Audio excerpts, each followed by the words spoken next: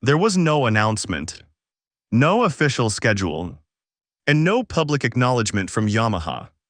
Most of the MotoGP paddock only realized what had happened after it was already over. At a circuit deliberately kept away from attention, Yamaha carried out something they had resisted for years. A new engines, a new philosophy, and a rider capable of exposing the smallest lie a motorcycle could tell within just a few corners. What initially sounded like a routine private test quickly became something far more unsettling. Because within hours, a single word began circulating quietly through the paddock. Jogged. And not just because of the bike.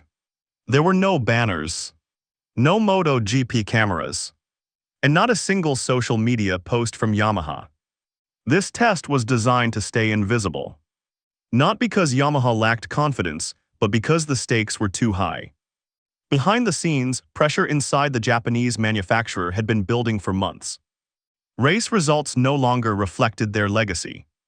The smooth corner speed and front-end feel that once defined Yamaha were now overshadowed by one brutal weakness: acceleration.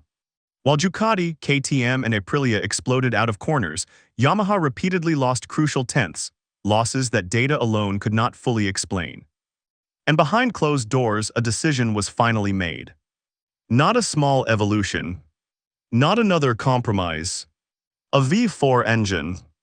But what truly made this test different wasn't the machine itself. It was the rider chosen to evaluate it. Because Yamaha knew one thing for certain. If there was a rider who could not be fooled by artificial performance, it was Toprak Razgatlıoğlu. And within just a few laps, something felt different. For decades, Yamaha stood as the final stronghold of the inline-four. As the rest of MotoGP shifted toward V4 engines, Yamaha remained convinced that smoothness and control would always prevail. For a long time, they were right. But MotoGP evolved. Aerodynamics became more aggressive, ride height devices more extreme, and raw acceleration turned into the sport's most decisive weapon. The inline-four was never built for that reality. Engineers grew frustrated. Riders voiced concerns. Each season demanded heavier compromises. Insiders suggest the V4 discussion stopped being about if long ago. The only question left was how soon. Yet the decision fractured Yamaha internally. Some wanted to protect the brand's DNA. Others understood that loyalty to the past now meant falling behind. This V4 was born in that conflict. Not as a public project, but as a quiet experiment that could decide Yamaha's future. And to test it, they chose the most dangerous kind of rider. Toprak Razgatlıoğlu is not a gentle rider. He is aggressive, unorthodox, and known for pushing motorcycles into uncomfortable territory. That was precisely why Yamaha wanted him. Toprak possesses a rare skill, an extreme sensitivity to throttle connection. He can feel subtle changes in torque delivery. He knows exactly when rear grip begins to fade. And he needs only a handful of laps to determine whether a bike is honest or merely flattering. For years, MotoGP rumors followed his name. But one obstacle always remained: Yamaha's engine character. Now, for the first time, that obstacle was gone. As Toprak exited the pit lane, there was no celebration. No visible excitement. Only concentration. And within those early laps, Yamaha engineers began exchanging glances. Because the feedback coming through the garage was not what they had expected. Toprak didn't push immediately. He explored the limits carefully. Corner entry, throttle pickup. That's when the surprise emerged. The V4 didn't feel aggressive. It wasn't violent. And it certainly didn't behave like an unfinished prototype. Instead, the power arrived early, smoothly, and with an ease Yamaha hadn't felt in years. Sources suggest engineers reviewed telemetry multiple times, not due to errors, but because the numbers looked almost too clean.